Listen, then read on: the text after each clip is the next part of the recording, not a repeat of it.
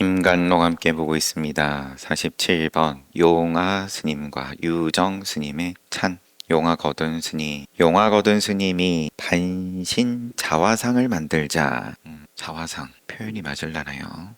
당신이 직접 그린 게 아니어도 자화상이라고 합니까? 어쨌든 뭐 시켜서 그러면 그림을 자화상을 반신 상반신 만들었습니다. 그의 법제자 보호자 광화 스님이 찬을 짓기를 해는 첩첩 산중에 뜨고 둥근 달은 문 앞에 와 있는데 첩첩 산중에 해가 떴다. 또 달은 문 앞에 와 있다. 몸이 없는 것은 아니나 완전히 드러내려 하지 않을 뿐 불욕 전로라고 돼 있어요. 이게 지금 완전히 전로 이슬로자인데 지금 이슬 말고도 다른 뜻이 있는지 완전히 드러내지 않으려고 할 뿐이다. 불욕 욕이 없다. 전로 두 노스님은 용화 스님하고 법제자 보호자 광화 스님, 두 스님은 동산 오본 어제도 봤지만 동산 양계 스님 법손이다.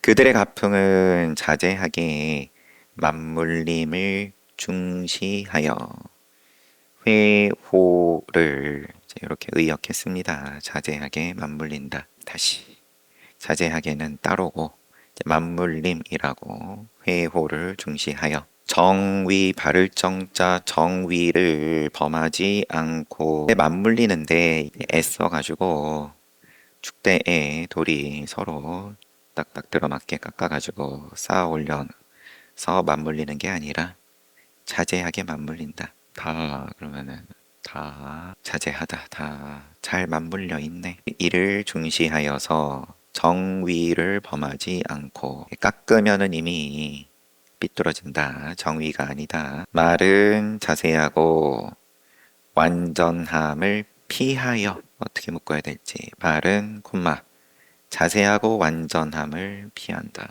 가 맞겠죠. 십서 지금 또 완전함으로써 번역을 하셨고 완전히 다 갖춘다. 잘 깎아가지고 맞물리게끔 말을 그러면 그렇게 논리로 봤을 때 오류가 하나도 없다. 좋은데 그 피한다. 그거를 오히려 피한다. 금시에 떨어지지 않았다. 금시는 지금 시간, 지금에 조차 떨어지지 않았다라고 제가 의역하겠습니다.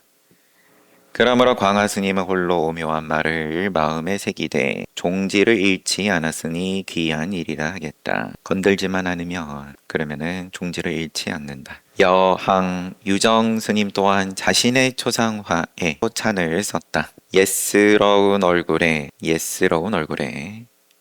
엉성한 모습으로 주장자 기댔으니 당신 초상화 누가 그려왔는지 야 참 촌스럽게 생겼네. 내가 나를 봐도 예스러운 얼굴에 엉성한 모습으로 주장자기 됐으니 분명코 수보리를 그려냈도다. 공을 깨닫고도 성색의 모양소리를 떠나지 않으니 달빛 아래 외로운 원숭이의 울음소리를 듣는 듯하네. 유정스님은 초연하고 뛰어난 인물이다. 그러므로 스님의 운치는 광풍제월 스치는 바람에 맑은 달 이와도 같이 높았으며 문장은 맑고 매끄러우면서도 도풍이 서린 격조를 지녔다.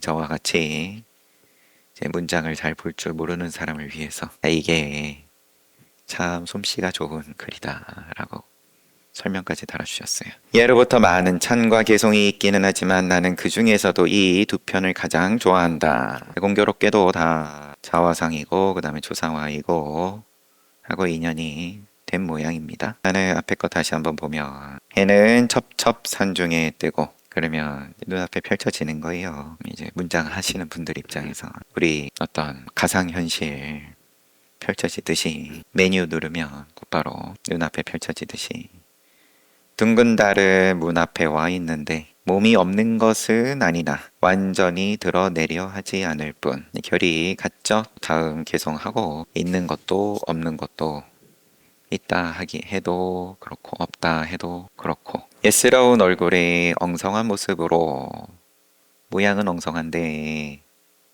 그렇지만 경계가 바뀌었다. 주장자 기댔다. 이게 이미 색즉시 공이네.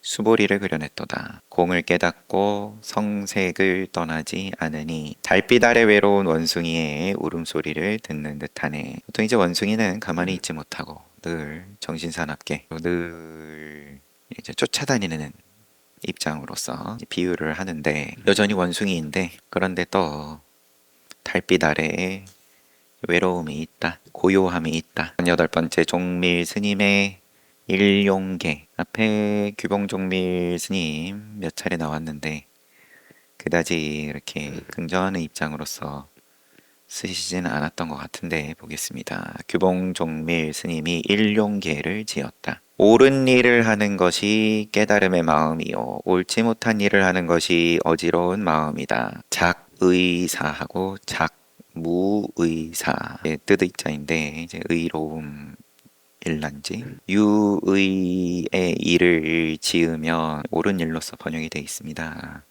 깨달음의 마음이고 무의사를 짓는 것은 어지러운 마음이다. 어지러운 마음은 정을 따라 움직이다가 죽음에 이르면 업보에 끌려가지만 정을 따라가면 업보가 이미 정이니까 여전히 죽어서도 따라가는 거고, 깨달음의 마음은 정에서 나오지 아니하기에 죽음에 이르러 업보를 바꿀 수 있다. 역시나 시비하실 만한 그런 개송이기는 한데, 규봉종밀 스님을 인정하지 않았다가 아니라 규봉종밀 스님은 이런 말씀을 하심에 있어서 이런 가르침이 이익이 되는 대상을 중생구제하기 위해서 이런 말씀 하시는 거고, 그런데 요 말을 가지고 이게 그러면 불법이고 깨달음의 전부고 그러면은 마찬가지로 성문영각밖에 안 된다. 네, 이렇게 지금 해온 각범 선사께서는 지적을 하시는 거고, 하지만 이렇게 말해야 그래도 좀 쉽게 와 닿으니까 옳은 거, 옳지 못한 거, 죽어서 업보에 끌려가는 거, 죽어서 업보를 바꾸는 거, 그러면은 나도 업보 바꾸고 싶은데, 여기까지 계속 보여주신 다음에 우연히 당사 역사책이겠죠. 당나라 역사. 당사를 펼쳐보았더니 이훈이 폐하였을 때, 다 당나라 역사의 어떤 인물과 사건일 텐데 이따 보고 싶으면 보고, 간신의 무고로 벼슬에서 쫓겨나 종남산으로 도주하여 종밀 스님에게 의지한 적이 있었다. 전쟁에서 졌는데 무고로 쫓겨났다. 열심히 했는데 책임을 덮었었다. 그래서 덕분에 도인 만나서 가르침 받았다. 스님은 그를 숨겨주려고 하였지만 문도들의 반대에 부딪혀 그는 결국 봉상사절입니다로 도망하였다가 주질현의 관리에게 체포되어 죽임을 당했다. 귀양을 간 게 아니라 종남산으로 도주하여, 근데 규봉종밀 스님이 숨겨주지를 못했고 계속 도망하다가 결국은 잡혀서 죽었다. 이 일로 환관 구사량이 종밀 스님을 체포하여 죄를 물었으나 스님은 태연히 말하였다. 또 명분이야, 갖다 붙이면 붙이는 거니까. 여튼간에 종밀 스님이 체포되어서 이훈관은 오랫동안 사귀어 왔으며, 그러니까 숨겨주지 않았다 그래서 체포된 게 아니라 만난 것만으로도 또 체포된 겁니다.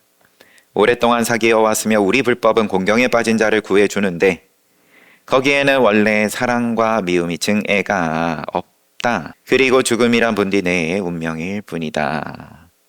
잠시간이라도 함께 있었다는 것만으로 너는 죄인을 숨겨줬다. 불법은 증애를 붙이지 않고 도와준다. 죽음이란 본디 내 운명일 뿐이다. 내가 이 일로써 죽게 되더라도 그거는 내가 잘못해서 죽는 것도 아니고, 이훈이 괜히 나한테 와서 이훈 때문에 죽는 것도 아니고, 당신 여기 그러면 나라의 관리에게 당신 때문에 내가 죽는 것도 아니다. 나라 때문에 죽는 것도 아니다. 생각건대 사대부와 교류한 당나라 때의 스님들을 간혹 전기에서 볼 수 있으나 그 중에는 법을 어기고 불교에 욕을 끼치기도 한 스님도 많았다. 그런데 종밀 스님만은 이렇듯 조연하였고 역사를 쓰는 사람도 기꺼이 붓을 들어 이 사실을 기록하였으니 그것은 도를 실천함이 분명했기 때문일 것이다. 자, 규봉종밀 스님께서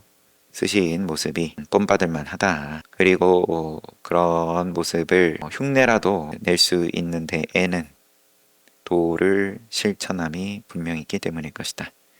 그의 개성을 살펴보면 모두가 망정의 경계, 정, 뜻정자, 정의 계, 경계, 정경, 이것을 철저히 벗어나고자 함이었으니 마치 큰 코끼리가 쇠사슬을 끊어버리고 자제하게 떠나가는 것과 같은 이이다. 어찌 파리떼가 침을 뱉었다고 더럽혀지겠는가. 훌륭하게 찬탄하는 말씀이었습니다. 앞에 제가 다른 분하고 착각을 했든 아니면은 또 시비할 때는 시비했고 또 지금처럼 찬탄할 땐 찬탄하시고 일 수도 있는 거고. 이분 뭐 간단하게만 보면 당나라 문종 때 신임을 받아서 환관의 권력 장악을 종식시키기 위해서 문종과 황제하고 계획을 세웠으나 실패하였다. 정치 싸움에서 졌다. 49번째, 다비장에서 법을 보여줌 운암. 역시나 해원각범 선사 당신의 은사인 운암 스님입니다. 담당 문준 스님. 운암 스님이 귀종사의 주지로 있을 무렵 법안 스님의 다비식을 하자마자 비가 개인이라 진흙수렁이 되어 매우 질퍽거리고 미끄러웠으므로 그만 길에서 엎어졌다. 스승께서 담당 문준 스님께서 행사하시고 길에서 넘어지셨습니다.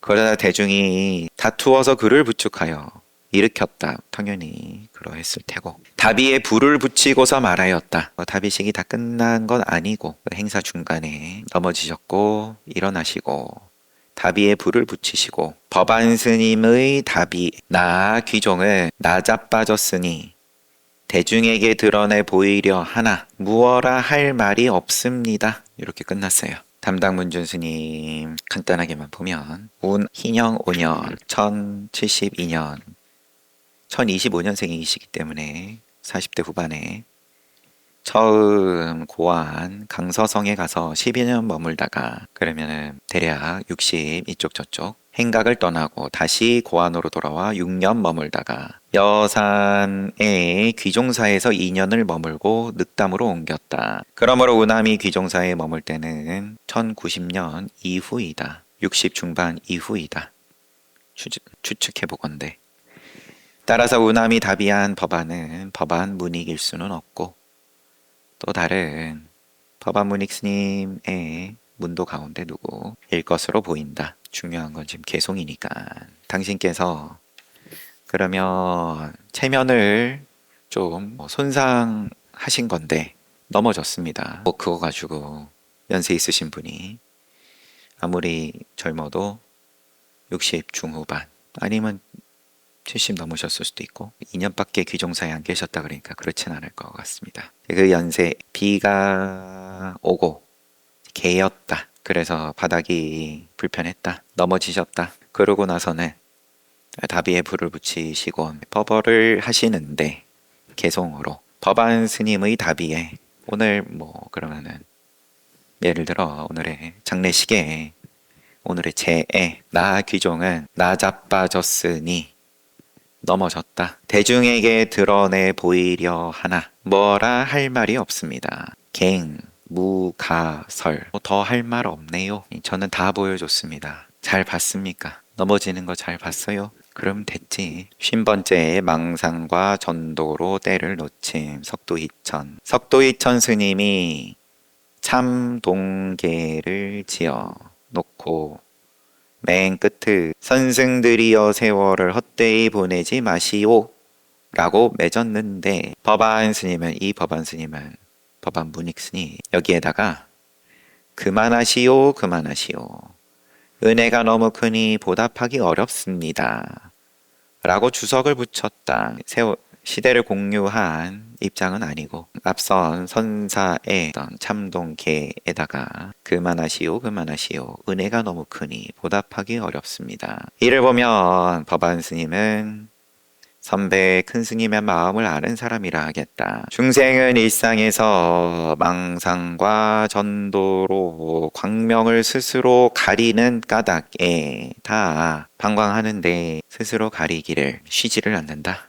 망상과 뒤집혀진 생각으로 광명을 스스로 가리는 까닭에 때를 놓치는 수가 많으니 이를 가리켜 세월을 헛되이 보낸다고 하는 거다. 때가 따로 있어서 때여서가 아니라 가리면은 그러면 놓치는 때인 거고 가리지 않으면 그러면은 깨달을 때인 거고 세월을 헛되이 보낸다고 하는 거다. 뭘 세월을 헛되이 보낸다고 하냐 이거다. 도가 있다는 사람이란 별다른 게 아니라 그 마음을 잘 쓰는 자일 뿐이다. 어떻게 쓰는 게 잘 쓰는 거냐 하면 앞에 뭐 회호든 자제하게 맞물린다. 그러므로 조주 스님은 말하기를 모든 일의 옛일을 그대로 이어가면 될 뿐이다. 윗때부터 많은 성인들도 옛일을 그대로 이어가는 가운데에서 도를 얻었다. 조주 스님 말씀. 그렇지만 그럼 또 뭐가 옛일을 그대로 있는 거냐. 막막한 입장에서는 깝깝한 이렇게 말해도 저렇게 말해도 깝깝한 거니까 깝깝하면 다행인 거고 인연이 있는 거고 그걸 어떤 식으로든 자기 식대로 말 그대로 망상과 전도로 가려놓고는 아 내가 알겠다 하면 뭐 그런 거죠. 대지도론에서 말하였다. 인용. 중생의 마음은 마치 날카로운 칼날과 같아서 진흙 자르는 데 쓰면 진흙은 끄떡없고 칼만 무디어질 뿐이다. 마찬가지로 본체는 항상 오묘하지만 중생 스스로가 거칠게 만든 것이니 잘 사용하기만 하면 바로 본래의 오묘함에 부합한다. 또 수능엄경 인용. 부처님께서 안한존자에게 비유하면 검은고의 검은고와 공후와 비파. 비록 오묘한 소리가 있다 해도 오묘한 솜씨를 지닌 손가락이 없다면 결국 아름다운 소리는 나오지 않는 것처럼 너와 중생도 그러하여서 값진 깨달음인 보각진심, 여기서 값진 깨달음인 참마음 풀어서 보각진심은 다 각기 원만하되 다 각각이 원만하다. 봄, 여름, 가을, 겨울 합쳤을 때 열매를 맺는다. 드라마가 기승전결을 쭉 다 보고 나서 참 감동이 있다. 가 아니라 각각이 생겨먹은 대로 원만하되 내가 손가락을 누르면 해인이 바다의 자 도장인 자 빛을 뿜지만 작용하며 하는 대로 다 부처작용인데 네가 잠시라도 마음을 들면 그러면 망상과 전도로 스스로의 광명을 가리면 번뇌가 먼저 일어나리라. 또 화엄경의 개송에서도 부처의 경계를 알려고 한다면 그 마음을 허공처럼 청정케 하라. 부처 경계 알려고 한다면 깨닫고 싶으면 마음이 청정하면 돼. 그 청정이라 함은 허공과 같은 청정이다. 망상과 온갖 견해를 멀리 여의면 마음 가는 곳마다 아무 장애 없으리라. 석도 이천 스님은 이야기는 별로 안 나오긴 했지만 참동계를 지어 끝에다가 선생들이여 세월을 헛되이 보내지 마시오. 여기에 대해서 법안 스님은 그만하시오 그만하시오 은혜가 너무 크니 보답하기 어렵습니다. 한자가 없지만 한자가 있어도 반을 눈도 없지만 말만 보면 뉘앙스가 어른 스님을 막 존중하는 뉘앙스가 아닐 수도 있으니까 그만하시오 그만하시오 은혜가 너무 크니 보답하기 어렵습니다. 어차피 한참 전에 돌아가신 분께 하는 말은 당연히 아니고 이런 거 쥐고서 집착하고 있는 수행자들이여 그만해라. 중생을 일상에서 스스로 자기의 광명을 자기가 가린다. 그게 다 세월 헛되이 보내는 거다. 도가 있다는 사람이란 별 다른 게 아니다. 별거 없다. 도는 별거 없다. 마음 잘 쓰면 된다. 그리고는 이런저런 인용을 빌려서 마음 잘 쓴다는 거는 뭐냐?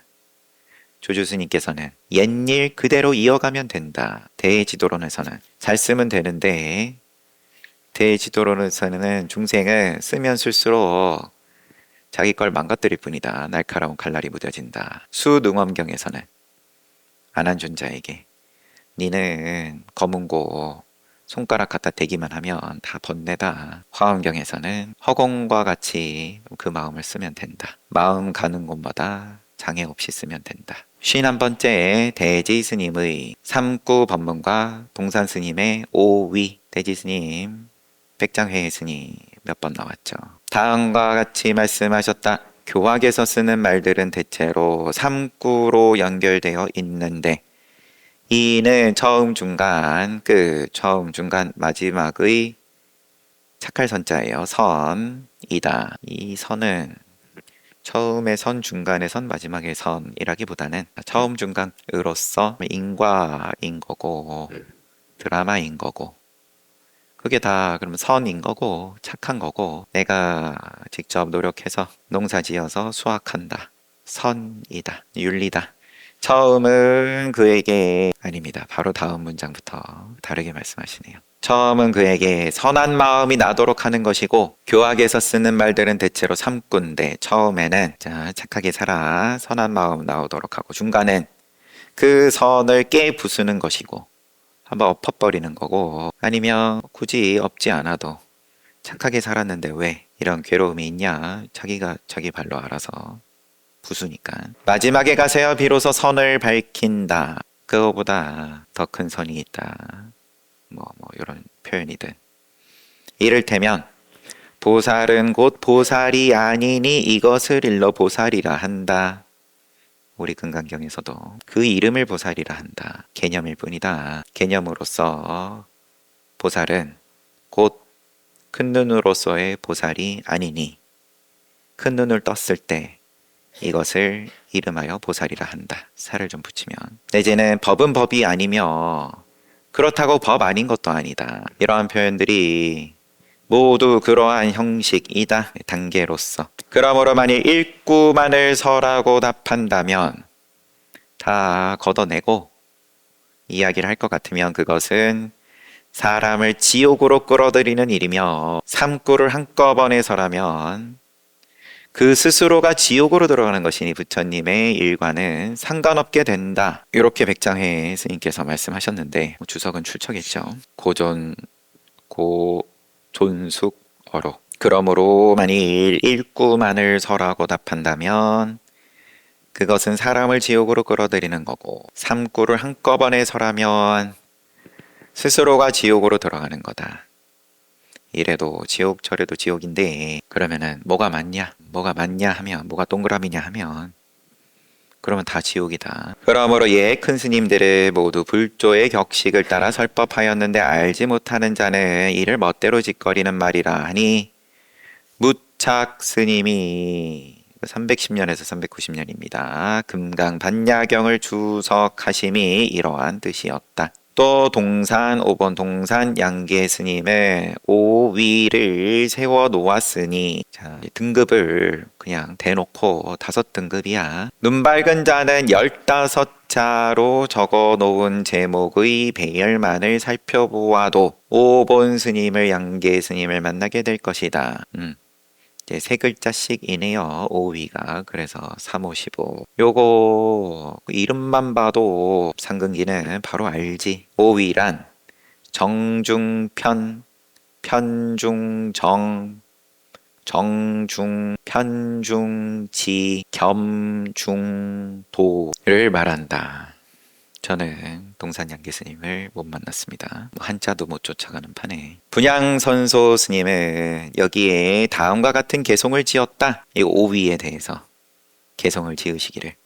동산 스님은 807년에서 869년 사셨고 분양선소 선사는 946년에서 1023년 사셨고 역시나 동시대 입장이 아닌 입장에서 5위를 공부함에 반드시 알아야 하니 조금이라도 움직였다 하면 곧바로 어긋나리라. 발을 정자이고 그 다음에 편인 거고 기울어진 거고 정 가운데에 편이고 그 다음에는 또 거꾸로 편 가운데에 정이고, 세 번째는 정 가운데에 올레자, 그 다음에는 편 가운데에 이를 짓자, 그 다음에 겸한다, 정과 편을 겸한다, 겸 가운데에 도다. 그러면 정은 뭐고 편은 뭐고 가는 거는 뭐고 이르는 거는 뭐고 함께하는 거는 뭐고 등등 조금이라도 움직였다 하면 곧바로 어긋나리라.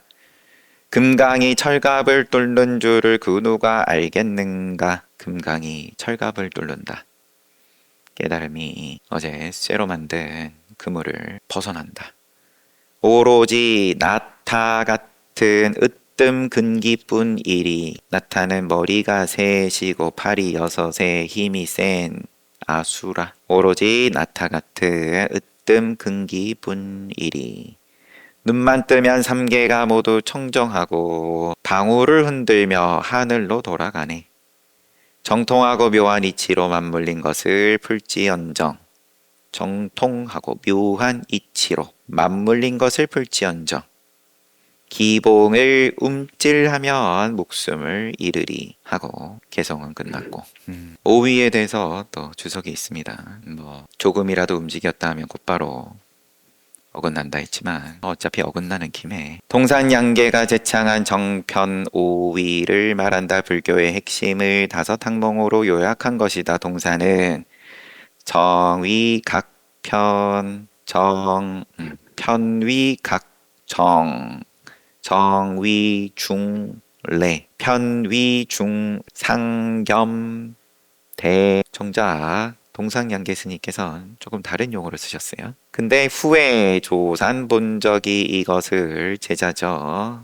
그래서 조동종이다. 조산본적 스님과 동산양계 스님 이제 두 분의 가풍이 크게 흥함으로써 조동종이 펼쳐졌다. 제자인 조산본적은 이것을 정중편 스님 뭘 번잡하게 그렇게 또 말합니까? 더 정중편, 편중정, 정중례, 편중지, 겸중도 이렇게 바꿔 불렀고 이제 이게 일반적으로 쓰였다. 정은 이치, 또 체와 용 할 때 체, 또 공, 빌공자, 색이고 공이고 할 때 입장에서의 공, 진여 이게 정인 거고 즉 깨달음인 거고, 편은 이와 사 할 때 사, 체용 할 때 용, 공색 할 때 색, 그다음에 진여 말고 차별 내지는 현상 나눠서 얘기를 했지만 정과 편으로 나눠서 이야기를 했지만 말 그대로 색 즉시 공이다. 그런 입장으로서의 겸중도. 오위를 이와 사로 설명하자면 정중편은 이를 바탕으로 사를 체현함, 편중정은 사를 통해 이로 돌아감, 정중례는 정위를 독립적으로 드러냄. 왜냐하면 부처임을 드러내고 보여줘야 또 깨달으니까 믿음을 내고. 서가모니 부처님의 입장에서 그러면 성도하신 직후에 잠시 망설이실 때 브라흐만 천신이 나타나가지고 법륜을 굴리시게끔 청하는 입장. 편중지는 연을 따르는 편위를 드러냄. 겸중도는 이사가 동시에 없어지. 하지만 다 어차피 깨닫지 못한 입장을 위한 방편이다. 자유자재로 쓴다. 속득, 선방편. 그러면 사를 보여줄 때 수행할 뜻을 낸다든지 반대일 수도 있는 거고, 보다 보니까 시간은 다 갔는데 내 앞에 백장회 스님 말씀에서 교학에서 쓰는 말들은 대체로 삼구다, 다 거기서 거기다 이런 느낌도 없지 않아 있죠. 처음에 선, 중간에 선, 마지막에 선. 처음에 선 이야기를 하고 중간에 선은 그걸 박살을 내버리고 그런 다음에 마지막에 선은 큰 눈을 뜨는 건데 박살만 나고 끝나면 그러면 손지식 입장에서도 과보만 지은 건데 아무나한테 이렇게 방편을 휘둘리지도 않을 테고 눈 달린 선지식이다라 함은 교학에서 쓰는 말들은 대체로 이러하다. 모두 그러한 형식이다. 그러므로 만일 일구만을 설하고 답한다면 그것은 사람을 지옥으로 끌어들이는 일이며 아주 또 최상근기다. 그러면은 알아서 읽고 설할 것도 없이 돌아가겠지만 그래도 그런 예외적인 경우가 아닌 다음에는 그러면 지옥이고 삼구를 한꺼번에 설하면 스스로가 지옥으로 들어간다. 일구만 설하든 삼구를 한꺼번에 설하든 부처님의 일과는 상관이 없다. 좀 궁금증이 나요. 잘 봤습니다. 쉬었다가 정진합시다.